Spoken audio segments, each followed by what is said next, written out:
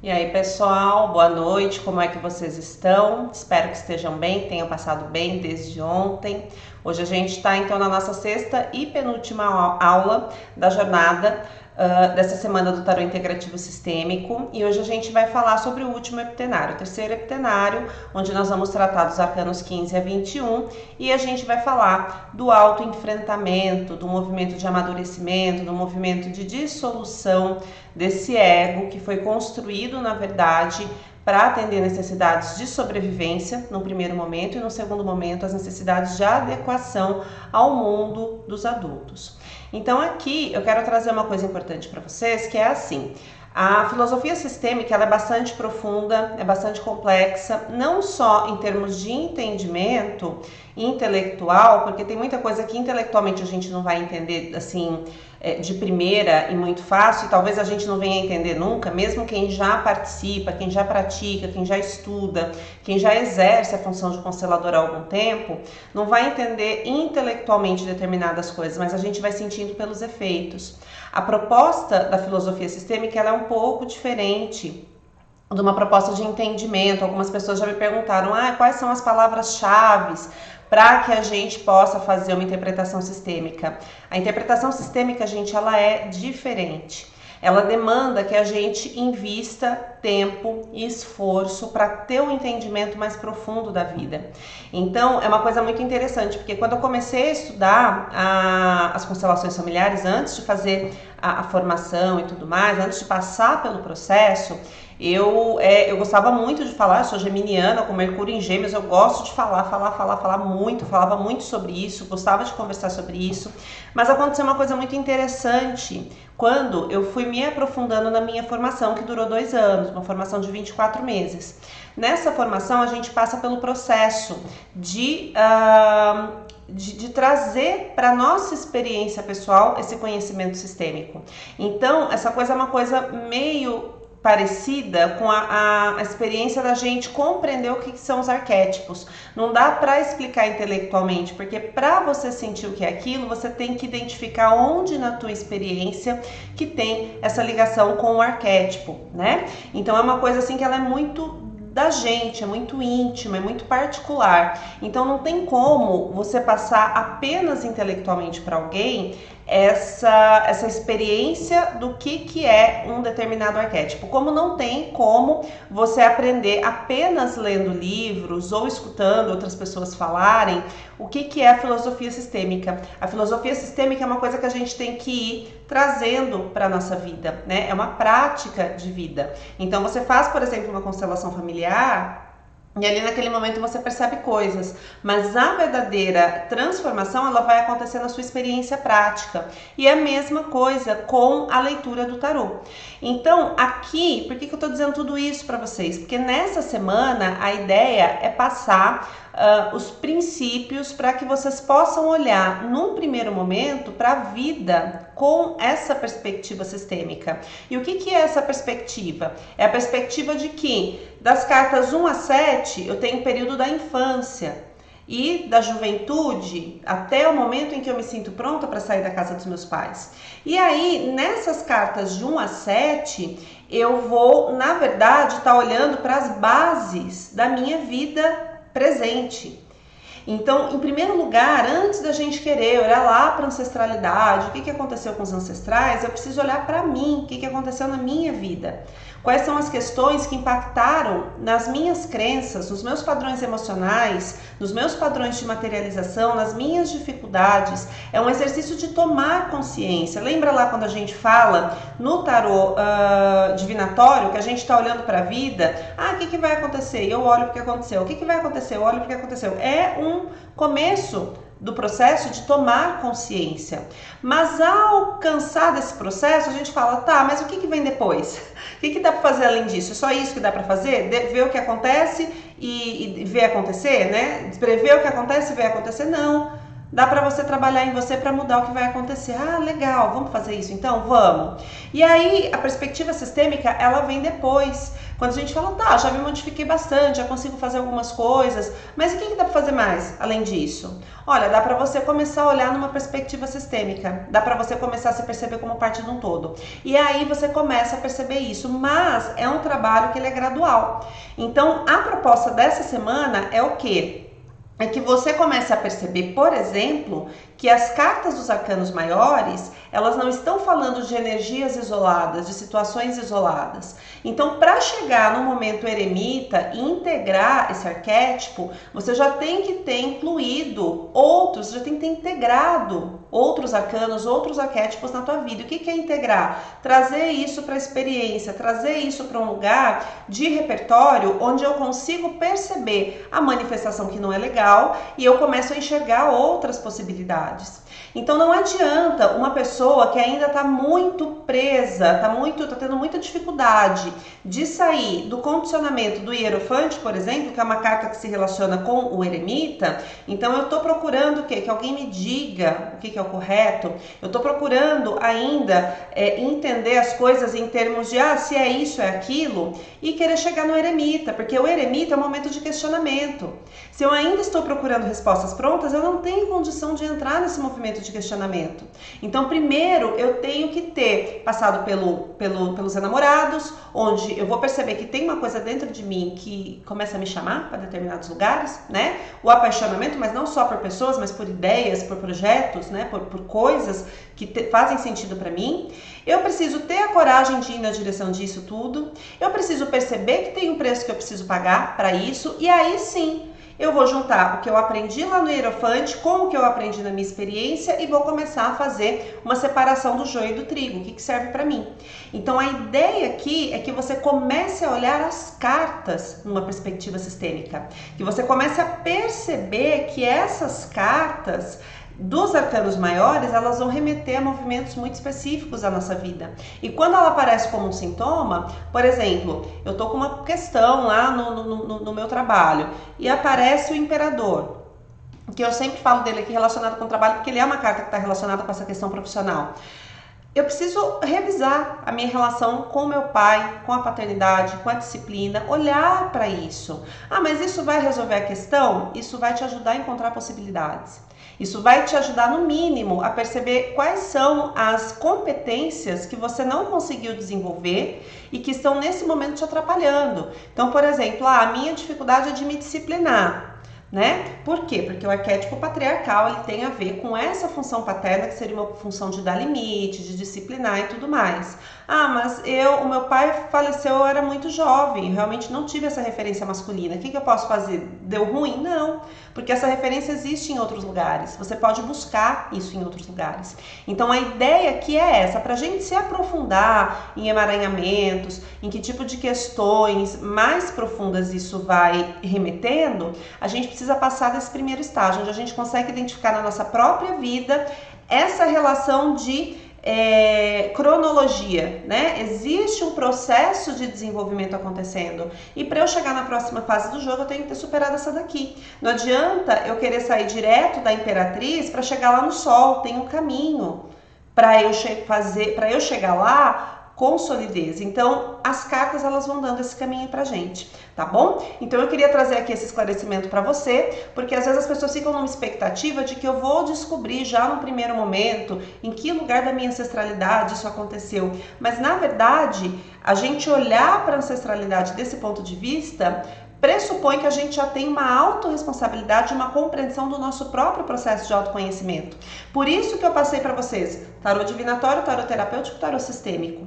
Por quê? Primeiro eu preciso olhar para a vida, perceber o que está acontecendo na minha vida, depois eu preciso me implicar nesse processo, perceber que eu também faço parte, para então eu começar a atuar de uma maneira sistêmica. Então esse é o caminho. E hoje a gente vai falar então dos arcanos de 15 a 21, entendendo como se dá esse processo desse amadurecimento. Só que antes a gente vai fazer a revisão do que a gente conversou na aula de ontem. Então a gente tem aqui os arcanos 8, né, que a gente viu ontem, que onde a gente começa a perceber que o mundo não é a casa dos nossos pais, né? E a gente começa a perceber que a gente precisa exercer o equilíbrio entre o dar e o receber. Então eu tenho responsabilidade por mim, ou seja, não adianta eu querer ser uma pessoa boazinha, legal e justa, para os outros me darem aquilo que eu preciso me responsabilizar por me dar aquilo que eu necessito e, num outro ponto de vista, eu também preciso me responsabilizar com a minha interação com o mundo. Então, a maneira como eu interajo com o mundo também é responsabilidade minha. Então, eu preciso fazer esse balanço o tempo todo. O eremita, que é a autopercepção, a autoanálise, a consciência de si, é a gente se percebendo como um ser individual, que as experiências afetam de uma maneira muito pessoal, muito particular.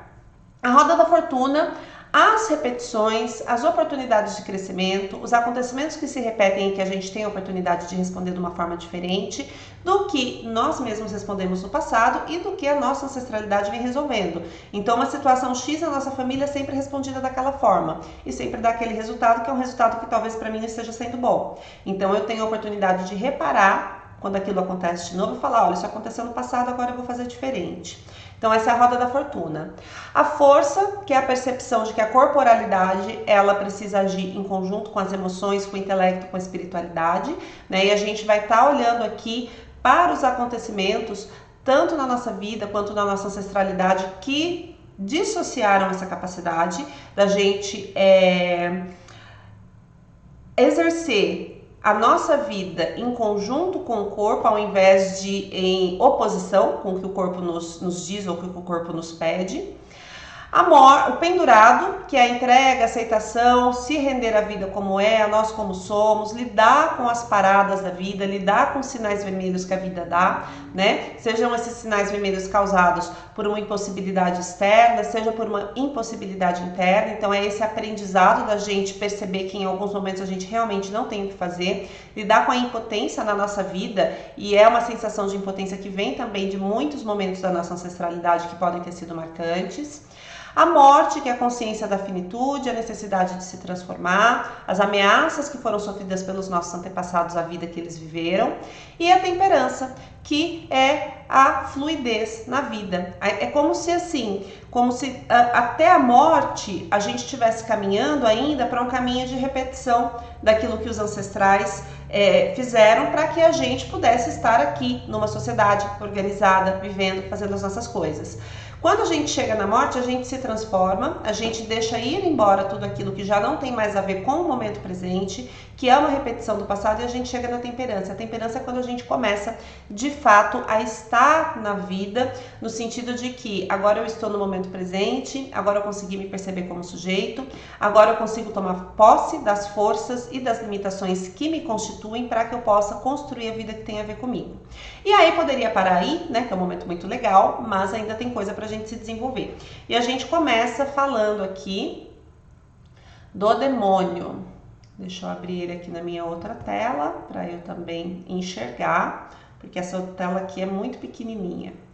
Então a gente está aqui no demônio. E no demônio a gente tem, num primeiro momento, eu acho muito legal que a gente comece estudando o tarô de White, porque o tarô de White ele traz muito desse olhar mais condicionado, desse olhar mais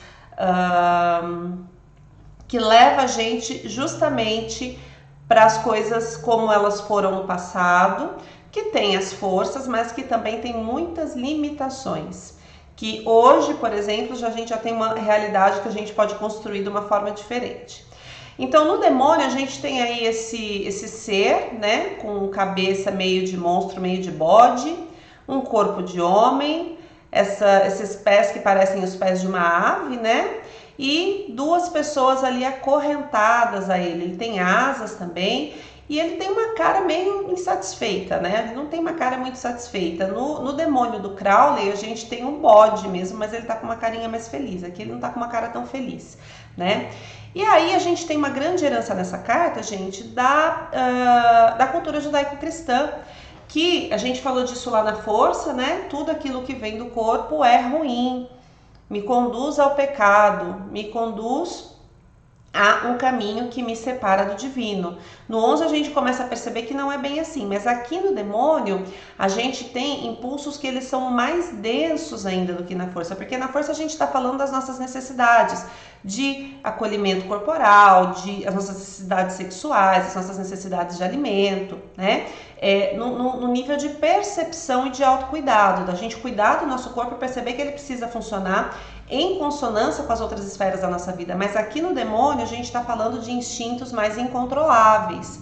A gente está falando do nosso lado bicho que vem à tona. O Gasparetto falava muito disso, né? Você sabe qual que é o teu bicho? Você já fez as pazes com o teu bicho? É o nosso lado animal de verdade que vem à tona. E aqui a gente tem 3 instintos, que são o instinto sexual, que é a força mais poderosa que existe na existência, né? E que é responsável pela criação da própria vida. A gente tem o instinto de autopreservação. Na verdade, são 4 instintos. O instinto de autopreservação, que é o instinto que faz a gente cuidar do nosso corpo para que a gente possa continuar sobrevivendo, né? Para que a gente continue vivendo. Então, na natureza, os bichos sabem o que eles devem comer e o que eles não devem comer, né? Porque dependendo do que eles comerem, não vai dar legal para eles, eles vão acabar ficando doentes ou correndo risco de vida. Então, isso tem a ver com o instinto de autopreservação. A gente tem o instinto de defesa, que é diferente do de autopreservação. O de autopreservação é o que eu faço para me manter saudável e viva. O de defesa é o que eu faço quando eu sou atacada. Corre ou ataca de volta. Então aqui na saúde a gente ou corre ou a gente ataca de volta. Eu avalio rapidinho. Eu dou conta, então eu ataco. Eu não dou conta, eu corro. É o instinto de defesa e o instinto gregário. A gente precisa estar em grupo. Nós somos seres sociais. Então isso são instintos.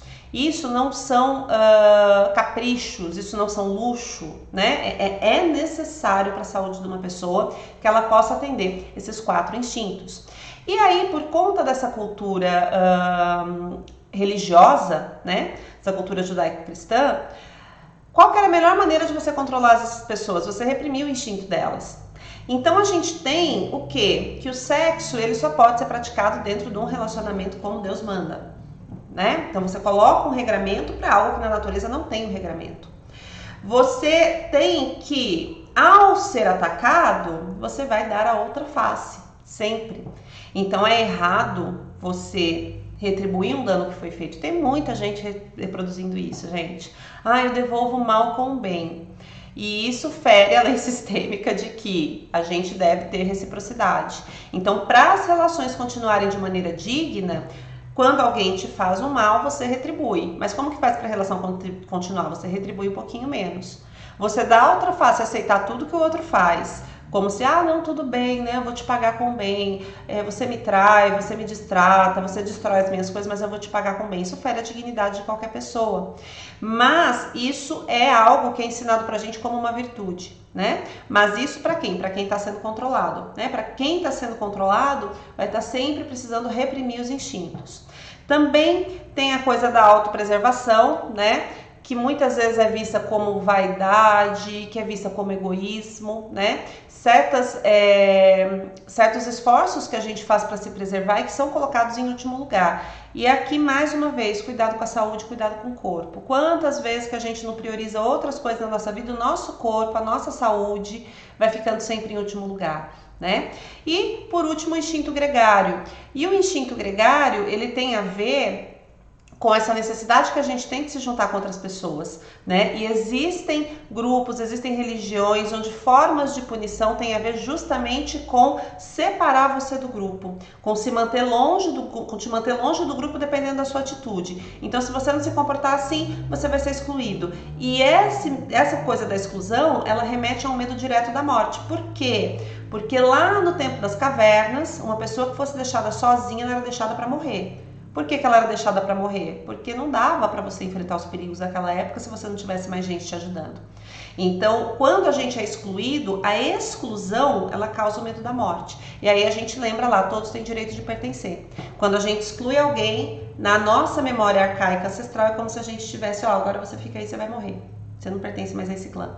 E isso tem um peso de ameaça de morte mesmo.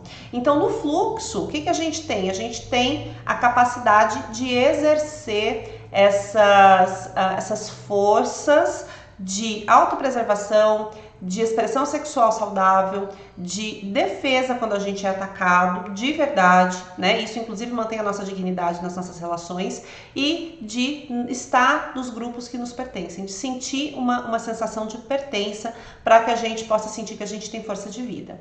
No condicionamento, pessoal, a gente tem então aqui os instintos que são reprimidos. Então, tudo que eu disse anteriormente sobre essa cultura que controla a nossa sexualidade, que controla a nossa alimentação, tá? Então, o Arlie Cravo, ele menciona, acho que o Gaiarsa, eu vou falar do Arlie Cravo porque foi dele que eu ouvi, não tenho certeza se é o Gaiarsa que diz isso, mas ele diz assim, que uma população, um povo que você consegue controlar o que eles comem e a sexualidade deles, ele tá na tua mão. Então, se você conseguir controlar a alimentação e a sexualidade de um povo, ele está na tua mão. E isso é o que acontece com todos nós, de uma maneira geral, né? Mas a gente vê isso acontecendo muito mais do ponto de vista de construção social com as mulheres. Então a gente vê, por exemplo, qual que é o padrão de mulher? A mulher tem que ser magra. Se a mulher tá acima do peso, uma pessoa que come, que tem vontade, ela já, de uma certa forma, ela já não está mais se adequando, né? Então existe aí uma coisa muito forte de controle. E existe o controle da sexualidade também. Até muito pouco tempo atrás, a mulher só podia experimentar o sexo com o marido e assim, sem demonstrar que sentia prazer nisso. Então, essas necessidades femininas, durante muito tempo, elas foram controladas e são ainda. Não são raros os casos a gente ouvir de mulheres que o parceiro, o namorado, o marido, controla aquilo que elas comem, porque elas têm que se manter ali no peso. Então, isso é uma forma de a gente subjugar outras pessoas. E quem está ou controlando o outro, e aqui eu tô falando do exemplo das mulheres, né, para vocês terem um melhor entendimento disso, mas isso acontece com todos nós. A nossa sexualidade, ela é controlada pelos meios de comunicação, pela religião. Então a religião fala, não pode. Aí você vai ver uma propaganda de desenho animado, tem uma mensagem subliminar lá, que remete a sexo. Então, na superfície não pode, mas a propaganda está o tempo todo usando mensagens que vão remeter à sexualidade. Isso vira um conflito muito grande dentro de todos nós. E a nossa alimentação, que é cheia de porcaria, cheia de agrotóxicos, cheia de um monte de coisas que não nos fazem bem, e a falta do tempo que a gente tem para cuidar do nosso corpo também nos tornam muito controláveis por aqueles que exercem o poder, porque nosso corpo está fraco, nosso corpo está rendido por conta de como a gente tem cuidado dele. E aí, a pessoa que está no condicionamento, ela está nesse lugar, onde ela está inconsciente dos próprios instintos, ela é manipulável, né? Então, não atende às necessidades sexuais, né? E aí, de repente, aparece uma pessoa bacana, né, no primeiro momento, tem uma química sexual legal, mas é uma pessoa muito abusiva. E aí eu acredito que para eu vivenciar minha sexualidade, eu preciso estar no compromisso. E eu não experimento essa química há muito tempo, eu não experimento com todo mundo, com essa pessoa experimentei. Então eu começo a acreditar que eu tenho que assumir um compromisso com essa pessoa porque o sexo com ela era bom. Então, no condicionamento a gente tem isso, tem essa coisa de ser manipulado em função dos instintos, porque esses instintos eles não são adequadamente acolhidos, né? E a gente tem também aqui as relações de posse, de ciúme, de controle, de escravidão. No sistema familiar a gente tem as questões envolvendo violência de diversos tipos. Então, tudo isso é invadir o limite do outro, invadir o espaço do outro, tudo isso tá na esfera aqui do demônio. As melhores atitudes nessa carta é a gente começar a cuidar dos nossos instintos, a gente perceber que existe uma esfera da realidade que ela é mais densa, que ela tem a ver com dinheiro, com sexo, com a gente se cuidar. Uma certa medida de violência, ela vai existir na nossa vida, uma certa medida de agressividade, porque se o outro pisa no meu pé, no mínimo eu falo, ó, toma cuidado aí, eu não vou esperar ele pisar 5 vezes no meu pé. Então eu preciso mostrar que eu tenho capacidade de me defender, e essa agressividade, ela não é ruim. Então a gente perceber que a gente precisa acolher as nossas necessidades e a gente precisa também exercer o nosso lado mais bicho. O bicho saudável não vai ficar apanhando de você. Se ele chegar perto de você bater, ou ele vai te morder, ou ele vai vazar e nunca mais vai voltar para perto de você. Ou pelo menos ele vai voltar, talvez para tentar mais uma vez, e se você bater de novo, ele vai se distanciar de novo, porque ele não vai ficar ali sendo abusado. Então a gente precisa é tomar posse desse nosso lado mais bicho para que a gente consiga aí lidar com a vida, né? Que a gente possa também incorporar o demônio de maneira saudável na nossa vida presente. Aí a gente vai para o 16 e no 16 a gente tem a torre. E o que a torre traz pra gente, pessoal? A torre traz pra gente a libertação. E do que é essa libertação? Lá no segundo heptenário, eu construí a minha adequação à vida adulta, certo? Certo. Que veio da maneira como eu fui criada. Então eu fui criada, recebi alguns recursos, depois eu fui para a vida adulta, percebi que eu precisava de mais alguns recursos, fiz as transformações, passei pelas crises e me adequei à vida de adulto. Então agora eu cheguei num lugar bacana. Só que quando eu recupero os meus instintos lá no 15, talvez essa vida já não dê conta pra mim. Sim, talvez essa vida já não seja mais tão legal pra mim. Talvez eu vou olhar pra ela e falar, gente, mas eu não gostaria de estar mais trabalhando, fazendo isso que eu tô fazendo. Isso aqui não faz mais sentido pra mim. Eu gostaria de ter um trabalho mais livre. Eu gostaria, de repente, eu tô casada, não sei quantos anos, mas assim, eu tô levando já com a barriga já faz muito tempo, esse casamento ele já não tem mais a ver comigo, eu tenho vontade de fazer outras coisas, de estar em outros lugares, de repente até de conhecer outras pessoas. Então eu começo a perceber que a estrutura que eu criei de vida não me serve mais. E aí acontecem as libertações, que podem ser eu tocando fogo na casa ou a casa pegando fogo e eu tendo que sair correndo. Então aqui no fluxo da torre a gente tem o que? A desidentificação com tudo aquilo que nos prende, com tudo aquilo que nos limita. Então se aquilo nos limita do ponto de vista de que esse emprego ele me impede de fazer o que eu tenho vontade, de ampliar a minha expressão no mundo e isso não faz sentido para mim, me impede de ganhar dinheiro, me impede de cuidar de mim adequadamente, talvez esse emprego não sirva mais. Então eu posso, me libertando, construindo um outro lugar para que eu tenha segurança de deixar esse emprego, ou eu posso me libertar quando a coisa fica insuportável, atraindo um acidente, uma doença, uma demissão, que vão me dar esse espaço para que eu possa me sentir liberta, ainda que temporariamente, daquela situação.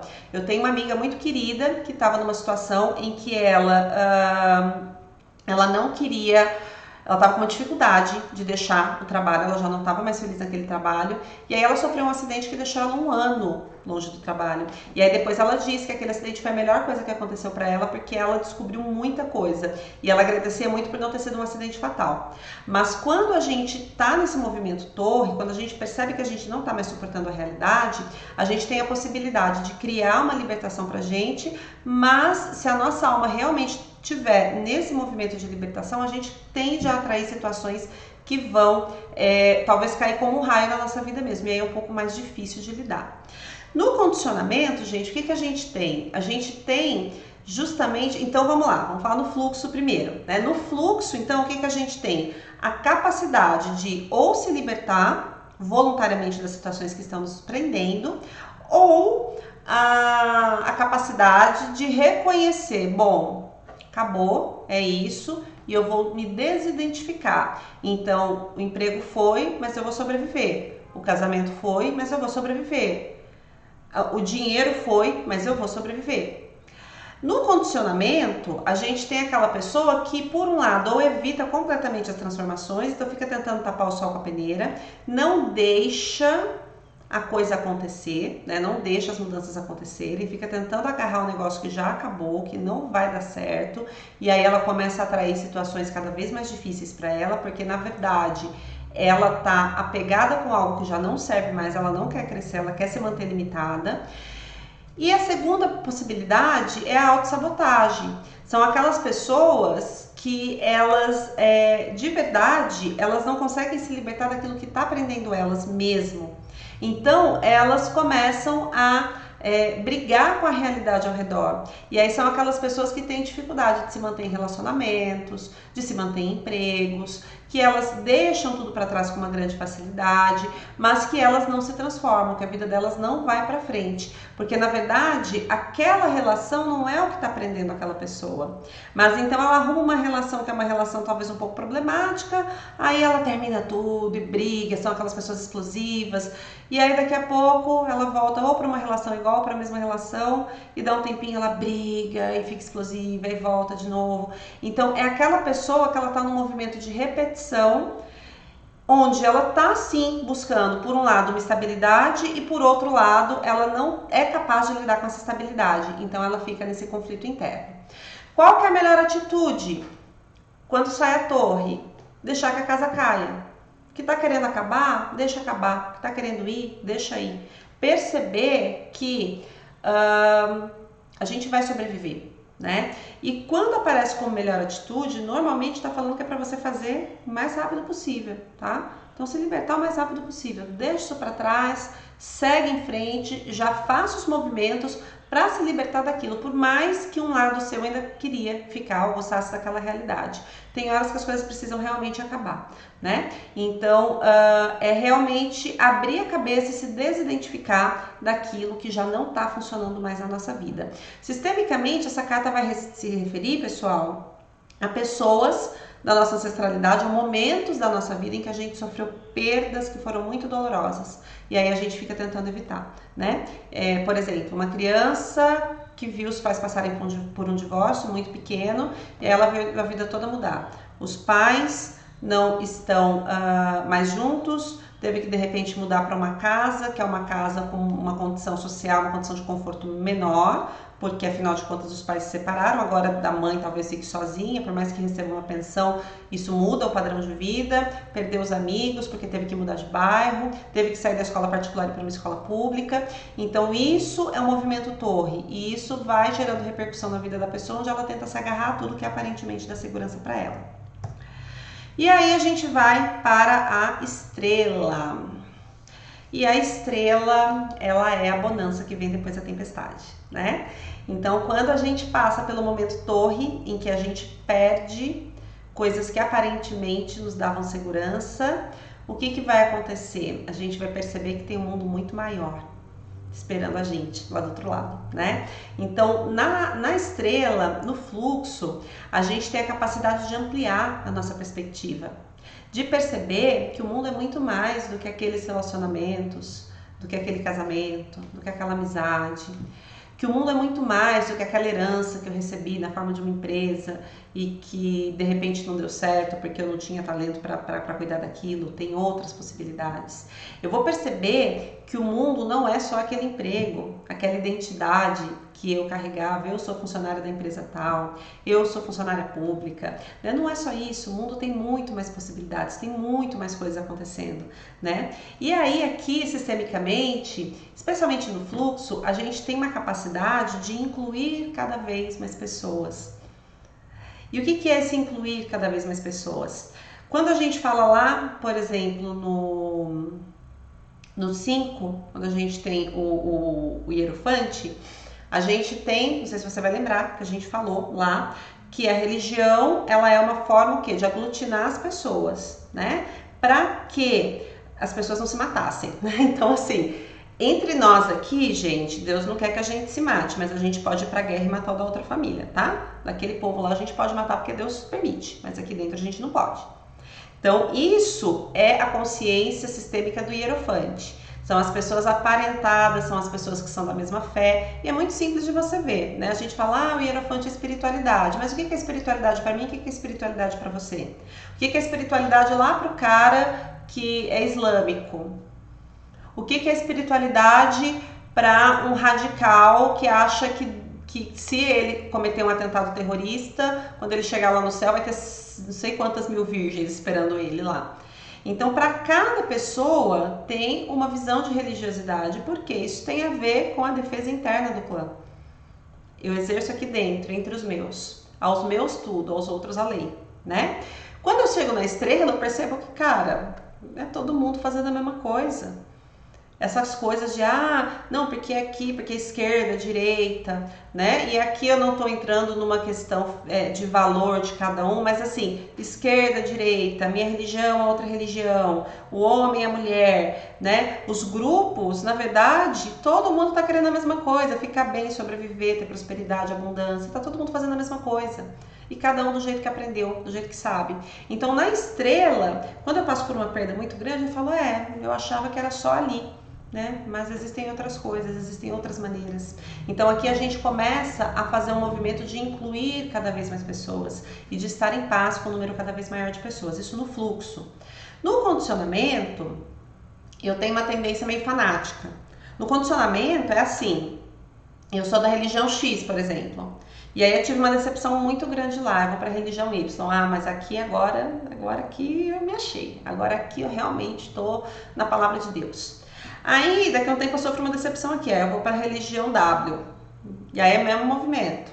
Então é uma tendência de se agarrar a tudo aquilo que no momento está servindo, a crenças, em vez de perceber as experiências. O que eu passei lá que foi positivo? Ó, lá teve coisa problemática, mas eu consegui aprender isso, isso e isso.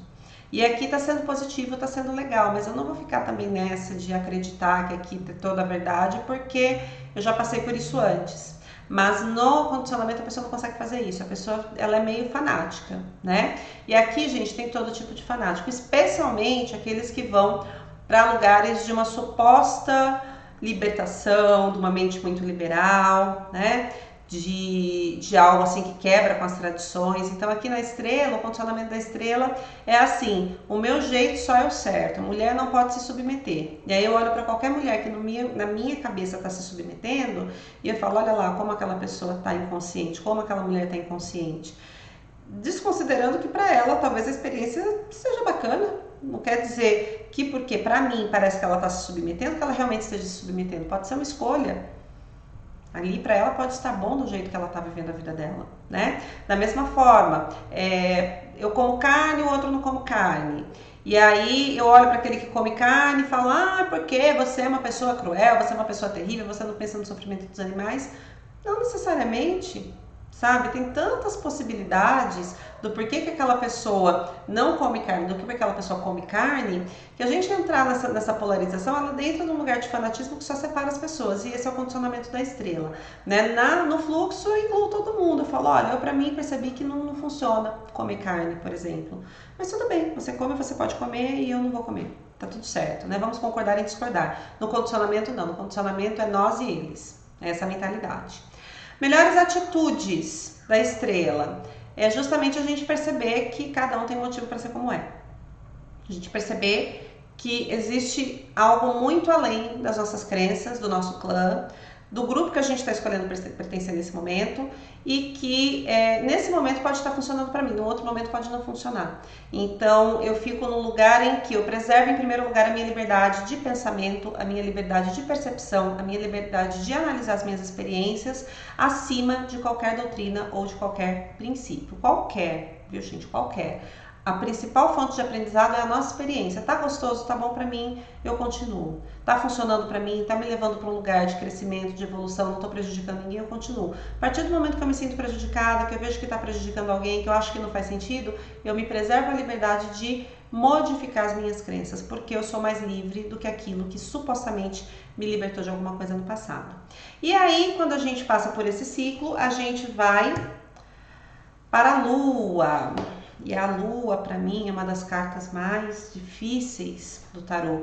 E ela é uma das cartas mais difíceis, e não à toa, ela está aí bem no final do segundo heptenário, porque a Lua ela vai se referir a tudo aquilo que não foi resolvido antes. Da minha vida pessoal, os meus traumas, os meus medos infantis, as coisas que me levaram para lugares muito difíceis de dor que eu não consegui lidar, que eu não consigo enxergar. Lembra que eu falei lá das dores pré-verbais, dos traumas pré-verbais?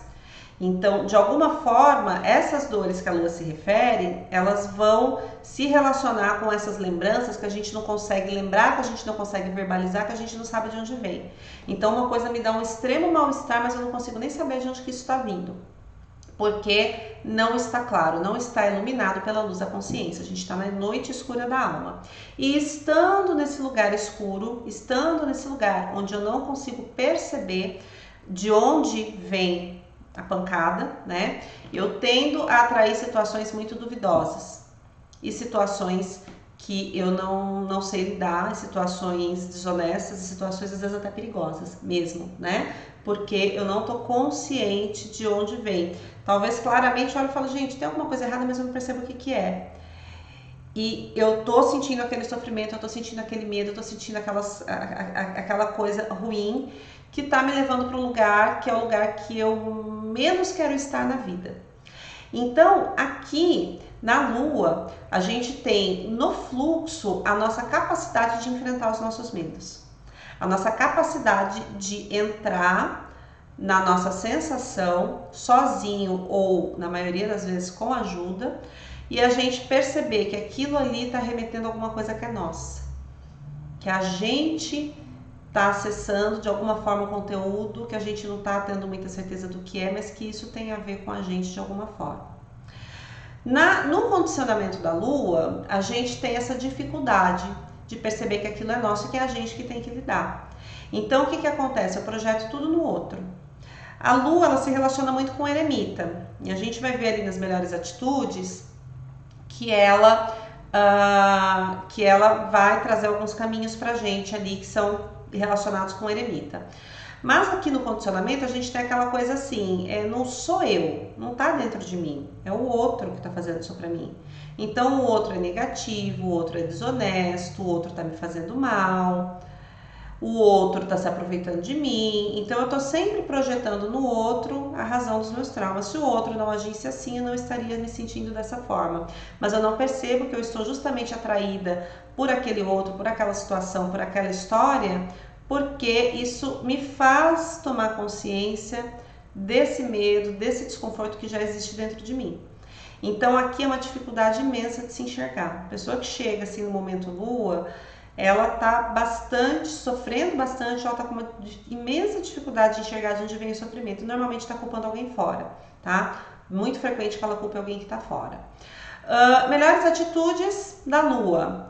Procurar ajuda, gente. Procurar ajuda terapêutica. A Lua é uma carta que, assim, se você é taróloga, se você é tarólogo, se você não tem recursos terapêuticos para lidar com uma pessoa assim, do tipo, você é psicanalista, você é psicóloga, que está exercendo, que está em dia com o seu processo de análise, com o seu processo terapêutico também, encaminha para um outro profissional. Porque na Lua, essa pessoa realmente precisa de ajuda. Porque é algo profundo, é algo que é muito difícil de lidar sozinho e a pessoa realmente está num sofrimento muito grande.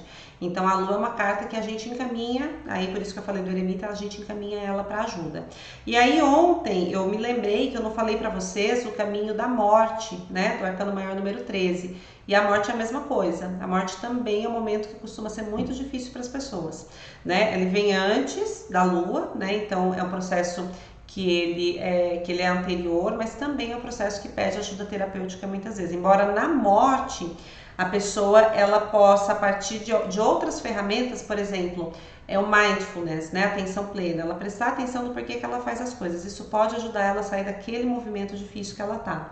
Aqui na Lua ela vai precisar de uma ajuda mais continuada muitas vezes.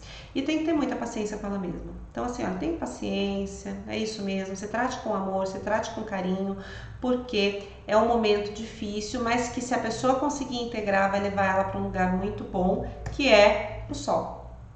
Então, mais uma vez, você enfrenta uma coisa difícil e depois chega para você uma nova perspectiva. E no Sol a gente tem a expressão verdadeira da individualidade, de quem você é, a clareza de quem você é, a clareza do que faz sentido para você e as verdadeiras experiências espirituais. Você vê o tamanho do caminho que a gente tem que fazer para a gente acessar a verdadeira espiritualidade? Aqui no Sol a gente está permitindo que o nosso ser brilhe, que ele seja exatamente o que ele é.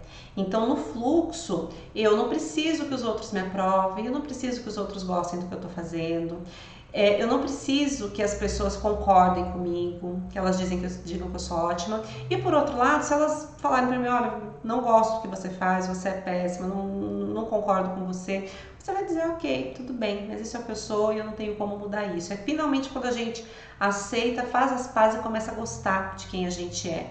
E aqui a gente tem um acesso espiritual muito importante, que a gente vai ter em outras cartas do tarô também, mas assim, aqui ela vem de um lugar de muita presença, de muita conexão consigo, de muita valorização pessoal. Então a gente não está buscando nada, a gente está aqui tendo um acesso muito direto, muito limpo, muito puro e muito cristalino às esferas mais espirituais. No Osho Zen Tarô, aqui é como se fosse uma manifestação do louco, mas depois do aprendizado. No louco a gente tem uma autenticidade, mas é uma autenticidade ignorante. É uma autenticidade que ela vem da pessoa realmente não saber o que tem no mundo lá fora. Então eu vou ser o que eu sou autêntica, mas eu ainda estou sujeita a ser muito ferida, que é o que acontece no nosso processo de socialização, né? Você vê que lá no louco, o louco está na beira do precipício.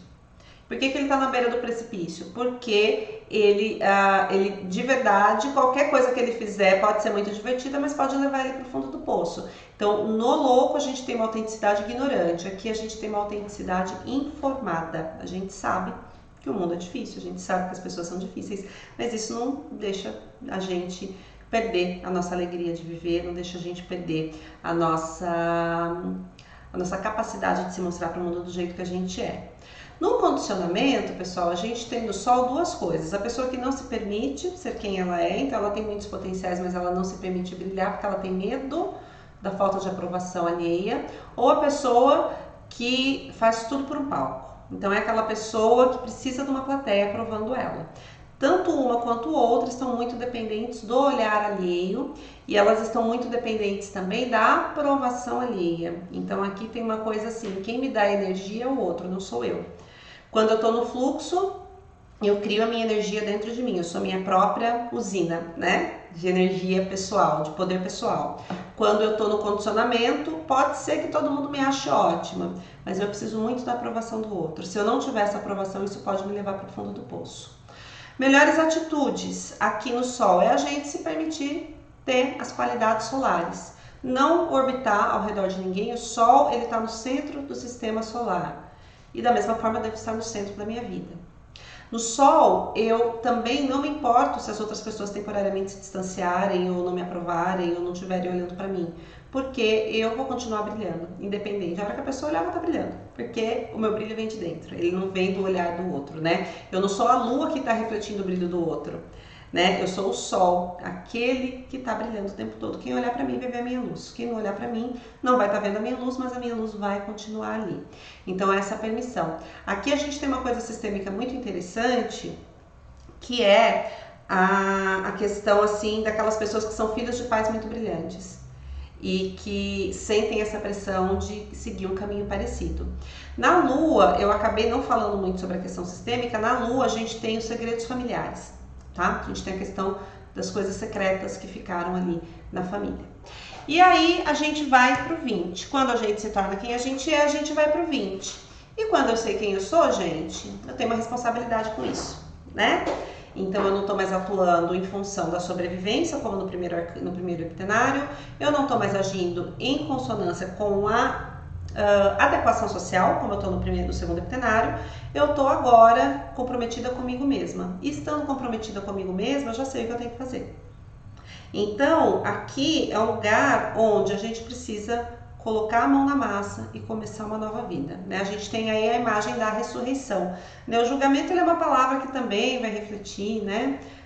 Os princípios judaico-cristãos, né? Do dia do juízo final, que vai haver um julgamento, né? Mas aqui, no tarot de Thoth, por exemplo, é o Eão, que tem a ver com uma nova era, né? Então aqui, na verdade, seria a nossa capacidade de renascer para uma nova vida, de deixar aquela vida anterior para trás, porque a gente já se tornou outra coisa, nós já somos outra coisa, e a partir de agora a gente se responsabiliza por manter essa nova ordem das coisas. No Vision Quest Tarot, essa carta se chama Guiança Espiritual, olha que bonita. Pensa lá no caminho para a Terra Prometida, né? Então você sai de um lugar de escravidão e você vai na fé vaguear, né? E não necessariamente esse vaguear vai ser por 40 anos, né? Mas você vai passar por um momento ali em que você vai precisar de um esforço para você chegar no lugar que você quer chegar. Sem esse esforço, né? E aí eu vi uma frase um dia desse, vi no Instagram uma frase um dia desse de alguém que eu sigo que eu achei bastante interessante, que é assim: o processo de transformação ele não tem que ser gostoso, ele tem que ser feito. Então aqui tem isso. Então aqui é o lugar de sair da zona de conforto, porque a gente percebe que a gente se acostuma a estar em alguns lugares, a estar em algumas situações, por mais que a gente não se agrade. E para a gente sair do lugar A e chegar no lugar B tem um caminho. Por isso que no Vision Quest Tarot se chama a guiança espiritual. De onde vem essa guiança espiritual? Do meu sol interno, que a gente viu na carta anterior. Então eu sei quem eu sou, eu sei o que eu tenho para oferecer para o mundo, eu sei a vida que eu quero viver, mas eu preciso sair do lugar que eu tô, que já não tem nada a ver com isso, e chegar no lugar que me cabe. E esse caminho não costuma ser um caminho fácil. Então no fluxo eu me responsabilizo. Eu não fico esperando ninguém fazer por mim, eu não fico esperando uma solução mais rápida, 5 passos que vão me levar ao sucesso. Eu percebo que é uma construção diária, todo dia, formiguinha, passinho por passinho, e eu que tenho que tomar o controle disso aí. Eu não fico esperando isso de outras pessoas. No condicionamento, a gente tem aqui a dificuldade de renascer, que vai remeter às crianças do sistema familiar, que não puderam crescer, as crianças órfãs, e há uma lealdade a essas crianças. Então, a gente não se permite evoluir, a gente não se permite alçar novos voos e ir para outros lugares, porque, de uma certa forma, estamos presos no estado infantil. Terapeuticamente, a gente está falando dessa coisa de, se eu evoluir, por exemplo, demais, o que vai ser do meu relacionamento? Né? Eu já estive nesse lugar, eu tive que fazer um processo bem forte de terapia para eu abrir mão de uma relação que estava me privando de viver as coisas que eram para mim, as coisas que eu queria muito viver. Então eu fiquei naquela coisa de que se eu crescer demais eu vou precisar me distanciar dessa pessoa, e porque eu não queria distanciar eu acabei retardando por um tempo o meu processo de crescimento. E aí chegou no momento que eu falei, bom, ou eu me responsabilizo, ou eu vou ficar aqui. E se eu ficar aqui, como acontece com uma criança que fica mais tempo na barriga da mãe do que é necessário, eu vou acabar me matando, eu vou acabar morrendo, me matando simbolicamente, né? Porque eu não vou conseguir expressar quem eu realmente sou e eu já sei que eu não sou isso daqui. Então isso gera um estado muito ruim, é um sofrimento como se fosse um sofrimento fetal quando a criança precisa nascer e não consegue. Melhores atitudes que a gente tem no julgamento. É a gente pegar o boi pelo chifre e fazer o que tem que ser feito, gente. Eu quero ter uma saúde melhor, eu quero emagrecer. Então comece a fazer a sua dieta. Comece a se responsabilizar. Mas eu preciso passar no concurso. Comece a estudar, comece a criar um cronograma de estudos, comece a perceber que você vai ter que abrir mão de coisas. Mas eu quero fazer tal coisa. Vá lá e faça. Então aqui a melhor atitude é você começar a perceber que não basta a gente dizer eu quero. Um desejo é diferente de um projeto. Então eu tenho o desejo de ser melhor e eu tenho um projeto. No projeto o que eu defino? Eu defino os recursos que eu preciso, eu defino o prazo que isso vai levar, eu defino o tanto que eu vou me dedicar e eu também vou ter que definir as coisas das quais eu vou ter que abrir mão para eu alcançar esse objetivo. É a gente tirar os projetos do papel e fazer o que tem que ser feito. Perceber que esse processo ele exige esforço, ele não é gostoso, ele não é confortável, mas ele leva a gente para um lugar muito legal. No condicionamento, a gente tem também aquelas pessoas assim, eu falei aqui de dieta, né? Só para a gente ter um exemplo, é aquela pessoa que sabe o que ela tem que fazer. Por exemplo, eu já decidi, eu quero ter uma saúde diferente, eu quero ter uma saúde melhor, eu quero ter uma forma física melhor, eu quero me sentir mais bonita, de repente se isso é um valor para a pessoa, e eu quero emagrecer. E aí eu falo para todo mundo que eu tô de dieta e à noite eu vou lá e como um bolo enorme escondida. Então é esse tipo de atitude. Eu sei que meditar é importante, eu posto foto no Instagram meditando, mas ao invés de meditar eu fico lá na internet um tempão e para as outras pessoas eu tô mostrando que eu tô meditando, mas na verdade eu não tô tendo benefício porque eu não tô fazendo a prática para mim. Então aqui é um compromisso da gente com a gente mesmo, com o nosso próprio processo de crescimento. E aí, por último, a gente vai para o universo, que é uma carta de conclusão. O universo, ela é muito bonita lá no Osho Zen Tarot, que é assim, ela tem um quebra-cabeça e aí tem uma mão colocando uma última pecinha. Não lembro se é bem uma mão ou se é a pecinha se encaixando, que mostra lá na carta. Mas é quando a gente chegou num determinado ponto muito legal da nossa vida, que a gente consegue olhar para um conjunto de experiências e falar, olha, bacana.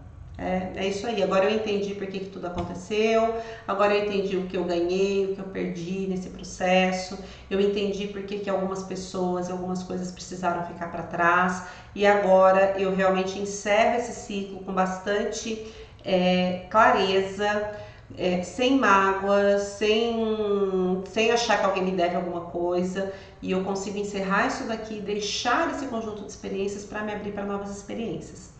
Então, no fluxo, aqui no universo, a gente tem essa coisa da despedida, né? Fica aí e eu tô indo em frente, eu tô seguindo. E nesse eu estou seguindo, eu tô me despedindo das coisas que ficaram para trás. Então aqui é aquele momento assim, em que eu termino uma relação de trabalho, eu treino a pessoa que vai ficar no meu lugar, eu me despeço da empresa, eu deixo todas as pendências acertadas e eu vou embora. Eu termino um relacionamento, eu vou, pego todas as minhas coisas que estão na casa do meu ex, entrego, plano de celular, plano de saúde, eu resolvo todas as pendências, não temos mais vínculo, você é livre, eu sou livre. Ah, eu vou fazer uma mudança, por exemplo. Eu percebo que agora chegou a hora de eu alçar um outro voo e ir para outro lugar, né? Então, eu me despeço dos amigos, eu me despeço das pessoas da minha família. Eu percebo que eu vou sentir falta, mas o meu momento é diferente. Eu sigo, sem esperar que alguém siga, que alguém me acompanhe. Então, é um momento, assim, realmente em que a gente faz as pazes com a necessidade de mudar, com a necessidade de iniciar uma nova vida e com muita tranquilidade, né? A gente tem aí esse momento assim de eu perceber que eu sou um indivíduo e que eu estou conectada com todas as forças da vida. O movimento de individuação está aqui também. No condicionamento, pessoal, a gente tem aqui a dificuldade de seguir em frente.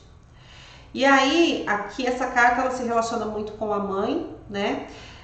E ela tem aquela coisa assim, da gente não acreditar que se a gente deixar aqueles lugares que já fizeram parte da nossa existência, que a gente já entendeu que não vai mudar, que é aquilo mesmo. Se a gente quiser ficar, é aquilo que tem, não vai ter uma evolução, porque são pessoas que de repente têm situações que têm objetivos, que têm ritmos diferentes, que são momentos diferentes do nosso, mas a gente tem dificuldade de se desconectar completamente. É como se a gente quisesse seguir em frente, mas deixando sempre o rabinho para trás, sabe? Porque se não der certo aqui, eu volto para lá.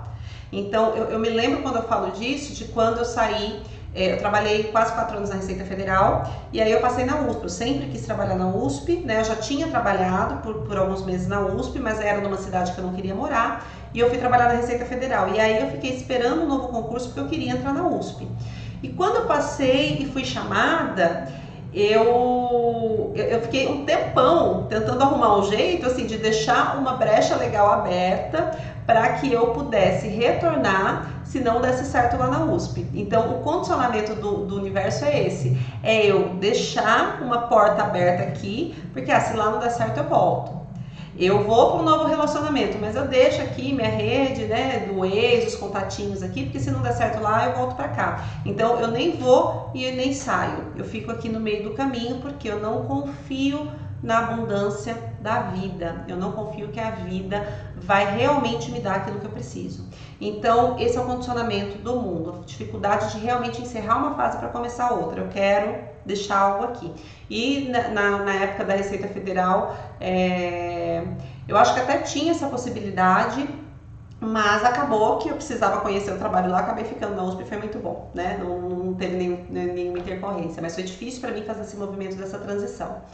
As melhores atitudes quando a gente está no mundo é cortar os rabos, é puxar nosso rabo e falar assim, olha, tá, isso aqui já acabou, vou fechar essa porta, dá licença aqui, tchau. Deixar as pessoas viverem o momento delas, para de ficar tentando evoluir o outro, para de ficar tentando fazer a situação ser do jeito que você quer. Para de ficar nessa coisa de, não, mas se eu ficar mais um pouquinho, essa pessoa vai entender e ela vai mudar. Não, gente, ela não vai entender, ela não vai mudar. E se ela entender e se ela mudar, talvez ela nem te queira mais. Porque ela se atraía e tinha a ver com a pessoa que você era quando você chegou. E agora você já se tornou outra. Então, assuma o momento presente do jeito que ele é. Não está funcionando, eu sinto que eu preciso seguir em frente. Eu termino uma situação e aí eu termino de verdade. Corto os vínculos, corto as pendências, busco minhas coisas, entrego as coisas do outro, treino se eu tiver que treinar alguém e faço o meu movimento com bastante autenticidade, com bastante presença. Eu paro de ficar tentando deixar uma porta aberta quando eu abro outra. Fecho uma porta para abrir outras portas, para começar outros movimentos. Eu confio na abundância da vida. Eu confio que tudo o que eu preciso vai aparecer, eu vou construir e vai acontecer aquilo que é melhor para mim. Então esse é o caminho aí do 21 e esse foi aí o fim da nossa aula, né? Então vamos passar rapidamente aqui, que a gente já tá dando 1 hora de aula, o resumo Deixa eu ver se eu consigo passar esse resumo aqui para vocês. Do que a gente viu aqui nessa aula, porque amanhã a gente vai falar sobre o modelo de tiragem. Deixa eu só pegar aqui.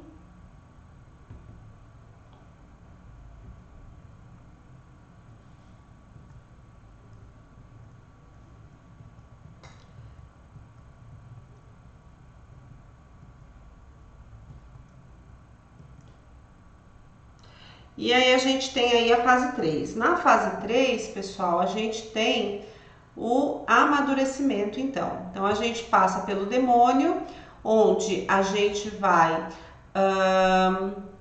acolher, né, os nossos instintos, integrar os nossos instintos, enfrentar as dinâmicas de vítima algoz, ou seja, o outro invadindo meu espaço e eu invadindo o espaço do outro. Na torre a gente tem a destruição das estruturas alienantes. Na estrela, a gente tem a derrubada das crenças que limitam, a inclusão de novas crenças e o fim da dinâmica nós e eles, né? Somos todos nós, não tem essa divisão, que divide são as nossas crenças apenas, mas de verdade está todo mundo tentando ser feliz, todo mundo tentando ser amado, todo mundo tentando sobreviver e viver da melhor maneira possível. A gente tem a lua, que é o enfrentamento dos medos e traumas pessoais e ancestrais. O sol, que é a expressão autêntica do eu, a clareza da própria identidade, eu me percebendo como sou parte do sistema, mas eu sou uma pessoa e eu tenho aqui o meu próprio caminho dentro desse sistema. Eu não preciso ficar seguindo cegamente tudo aquilo que veio lá atrás, né? Eu posso, e não preciso da aprovação também das outras pessoas, eu posso seguir o meu próprio caminho e isso é muito bom para mim e por todo. No julgamento a gente tem que amadurecer, decidir e agir para iniciar um novo momento de vida, renascer de fato. E no universo a gente tem a individuação, o encerramento de um grande ciclo de aprendizado. E aí vamos também já fazer uma coisa aqui. Eu vou passar para vocês o modelo de tiragem que tá lá no e-book, tá bom? E vou pedir para vocês que me mandem até amanhã, de manhã, tá? Uma tiragem, quem sentir de fazer uma tiragem dentro desse esquema, eu vou escolher uma ou duas tiragens para falar na aula de amanhã, para a gente entender o que essas tiragens, para a gente entender como é que essa tiragem funciona na prática. Então, se você tá aqui acompanhando, a gente tem aqui a primeira tiragem, deixa só eu pegar ela aqui na minha outra tela.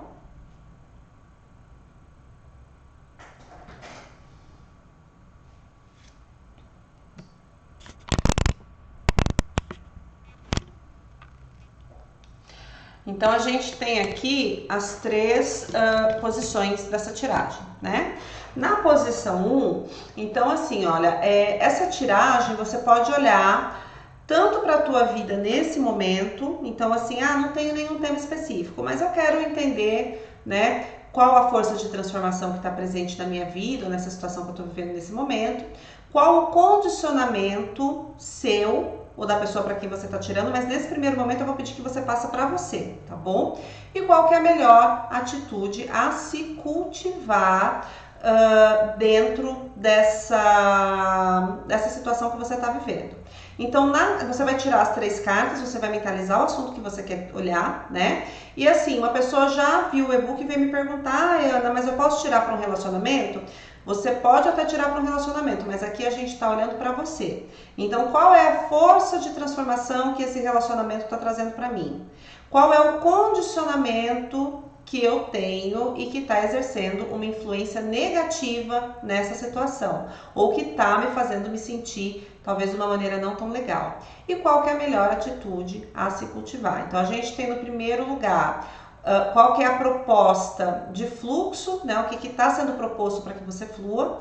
Na segunda, o que está te impedindo, onde você está condicionada ou condicionado. E na carta 3, qual que é a melhor atitude a se conservar, a se cultivar, para que você possa obter o melhor crescimento. Lembrando aqui, gente, que é assim, olha, Melhor atitude a se cultivar. A gente não tá falando aqui de desejos do ego, tá bom? Então, assim, às vezes a pessoa pensa assim, qual que é a melhor atitude que eu tenho que cultivar diante dessa situação para que eu possa, de alguma forma, preservar essa relação, tá? Não é esse o objetivo dessa tiragem. O objetivo dessa tiragem é você ficar bem, tá? Então, assim, aqui é uma coisa para um crescimento pessoal, independente das situações que a gente gostaria de vivenciar, das nossas expectativas. Então, é sempre para você. A gente não está olhando para como conservar determinadas situações. A gente está olhando para como é que eu fico bem. E às vezes, para eu ficar bem, eu preciso deixar uma determinada situação. Então, nessa tiragem, a gente está olhando para nós e para o que é melhor para a gente, tá bom? Independente do que acontece fora, que é um olhar para dentro. É um olhar do que as situações, o que a vida está trazendo para o meu crescimento, onde que eu estou condicionada e não estou deixando esse crescimento acontecer e qual atitude que eu tenho que cultivar para que esse crescimento na minha vida aconteça no meu movimento, sem uma vinculação com o movimento de outras pessoas, tá bom? Então, você que está vendo a aula, que viu até aqui, se quiser me mandar a tiragem, eu vou deixar aqui embaixo o link para que você possa me chamar no WhatsApp. Você me manda a foto da tiragem, tá bom? E eu vou escolher uma ou duas para a gente falar amanhã na última aula, tudo bem? Então, esse era o conteúdo que eu tinha para passar hoje. Amanhã a gente se fala de novo, também às 19 horas. Um beijão!